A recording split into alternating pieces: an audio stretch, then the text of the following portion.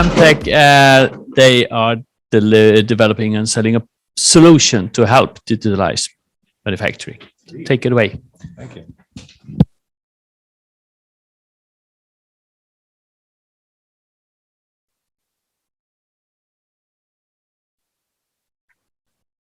Kind of works. All right. I don't think I need to ask you if you see the slides. I'm hoping they do online as well. Okay, so hi guys. I'm from MTEK. We are a software platform for manufacturing. I've really enjoyed the talks today, and this is what I love about coming to things and just listening to what all of these interesting companies have to say. So I'm actually going to do a completely different introduction from the one I had intended to do. And perhaps to sort of illustrate what we do, we have a slightly different take on things. We have a very broad, we paint in very broad strokes, and we solve the overarching problem in manufacturing. So to illustrate that with some of the things that we've heard today, we started today by listening to people talking about how you can use AI for quality control of the moisture and something in some material that I didn't quite understand, but that's okay. What we can do in our platform is we leverage information like that from sensors, from machines, from tools, from adjacent IT systems, and we bring them into our platform to help quality control manufacturing. That's one thing we do. We just listened to another example, a great example, with being resupplied with a German keyboard when in fact you needed a Swedish one. If that computer had been manufactured using our system, that would never have happened. Why? Because we have a very detailed level of traceability that doesn't stop when the factory walls stop. So when that product had been shipped, it would have been serviced by someone. And in that case, the product would have been scanned. They would have known that they replaced the German keyboard with a Swedish keyboard, and even which version of it. That's the kind of thing we do at MTEK. Today I'm going to illustrate that with a bit of a case study from one of our customers. Unfortunately, they couldn't make it today, called Polarium. I'll start with a bit of background. Oh, I have it here. Great. Awesome. I'll start with a bit of background as to who these guys are. Now that you kind of know what MTEK does, but I'm assuming most of you didn't get any of that, but hopefully we'll make it a little bit clearer.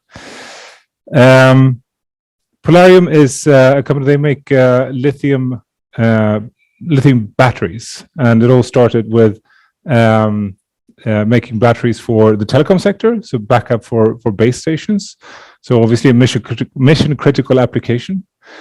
They're now diversifying into making batteries for various kinds of distributed grid storage and commercial and residential and other types of, actually not residential, but other types of commercial industrial applications.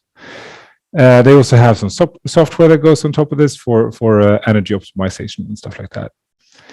When we met them, they had one factory in Mexico. Now they have 4 all over the place, and that's a year later. This is the 7th fastest growing company in Europe, according to Financial Times. So they are definitely in a hurry when they do things. And that's hence the title of the presentation, which is Flexibility, Speed, and Control in Manufacturing. There we go. So this is kind of what they're all about. So energy storage is the missing link in the renewable energy system.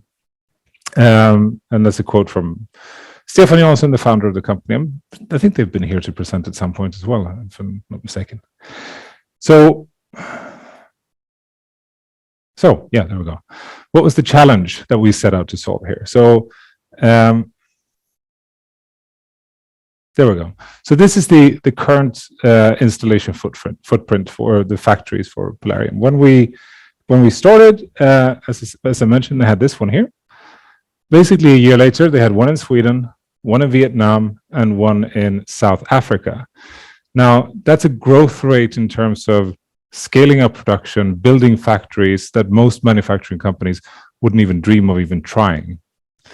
But one that they have actually achieved. And as far as I can tell, they're just getting started. So what we did there, so just go back to that. Anyway, move on. So what the production that they have, and this is important, it's a high mix production, which means the products that go through the manufacturing lines all look different, they're configured in different ways, etc.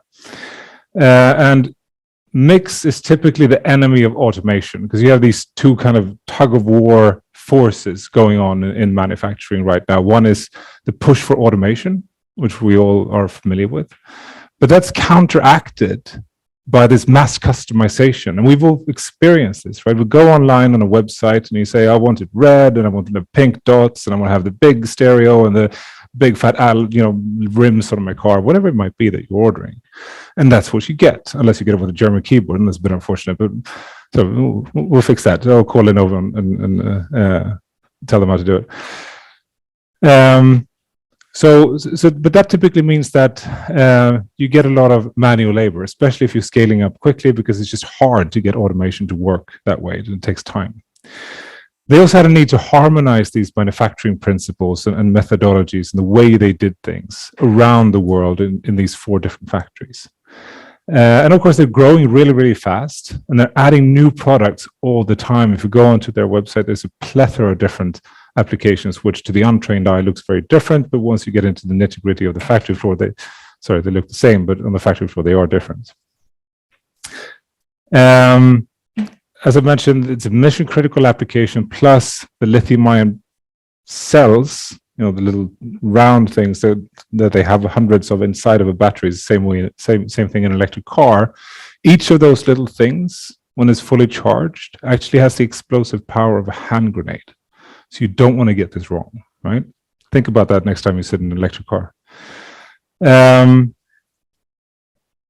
So, and of course, these things go into, demanding environments. It's windy, it's wet, it's cold, it's hot, and all that kind of stuff. So quality is really important to them.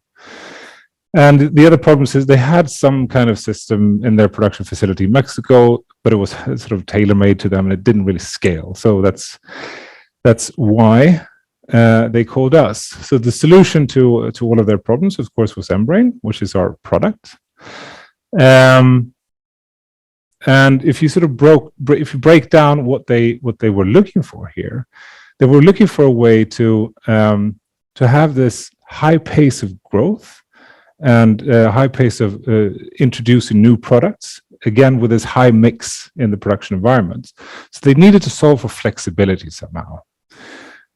They were also adding hundreds of operators across their 4 factories and 4 continents, which is also a challenge, right? These people need to be trained.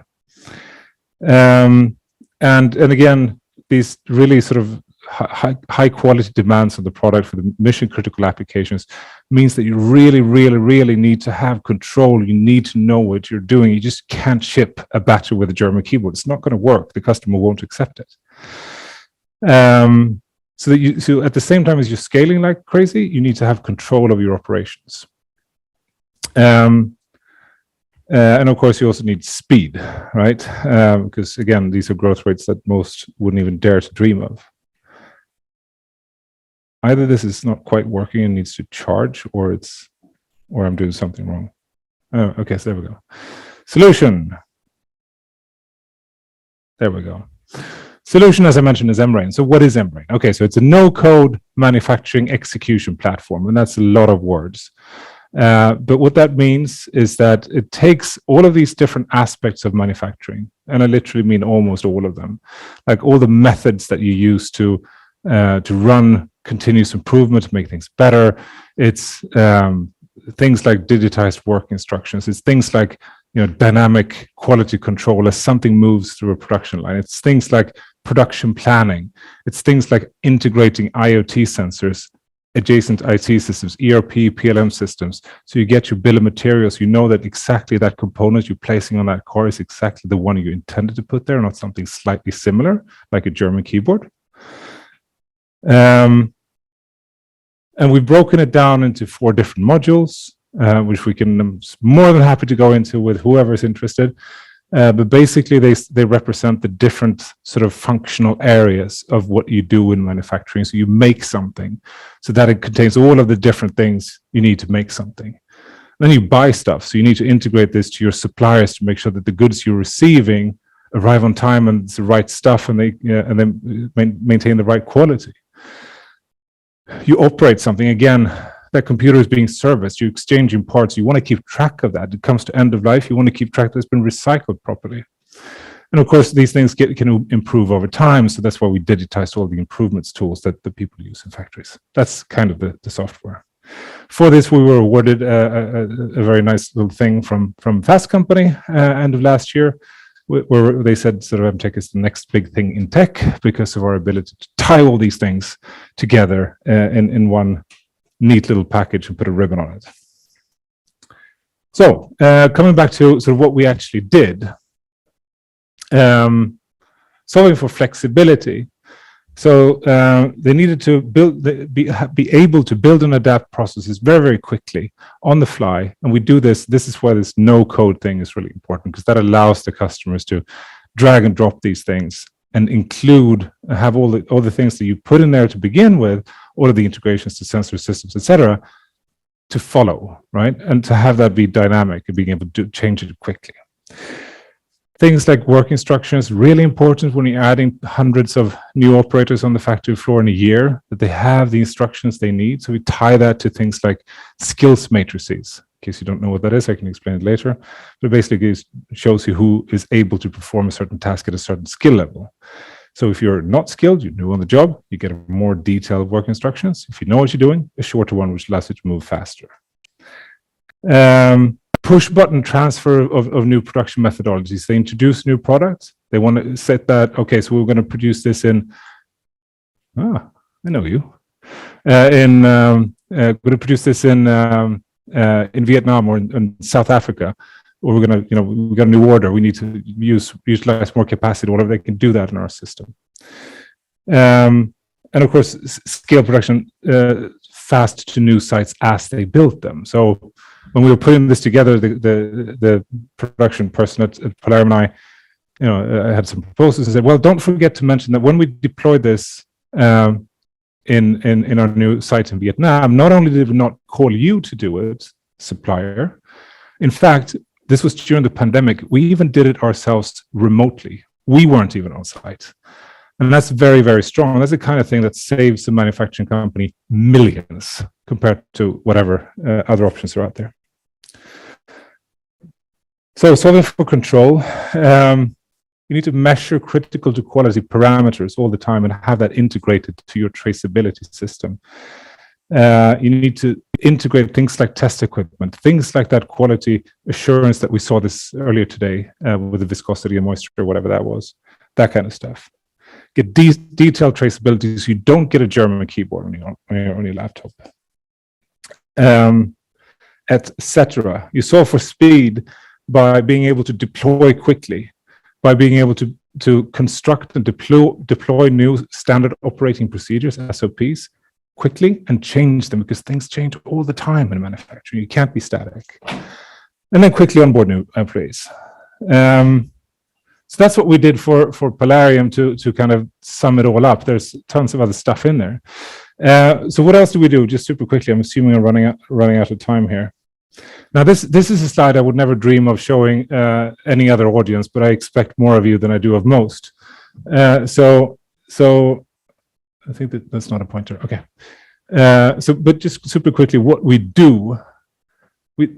So when you buy something, right? You get you're in this sales configure that I mentioned earlier, and then that thing trickles through to your ERP system, which is then sent into your factory. So, and this is where we come in. So we do the production planning, we do the execution, where you have data coming in from the people who do something, the machines. We talked a lot about machines and sensors today. That's here.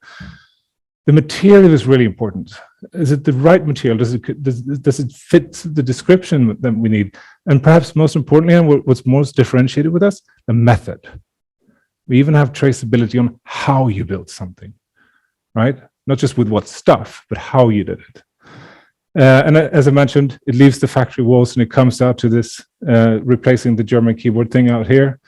You connect your suppliers, you know what you're getting, and then you run that continuous improvement thing, and even connect in the design elements of your product, things like the failure mode and effect analysis, which is tied to your control plan, and off you go.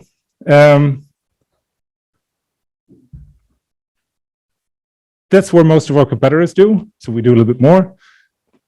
this is what a lot of the people who hang out here at things do. So we love you guys. We want to have collaborations with as many of you as possible. And of course, we tie all this stuff together.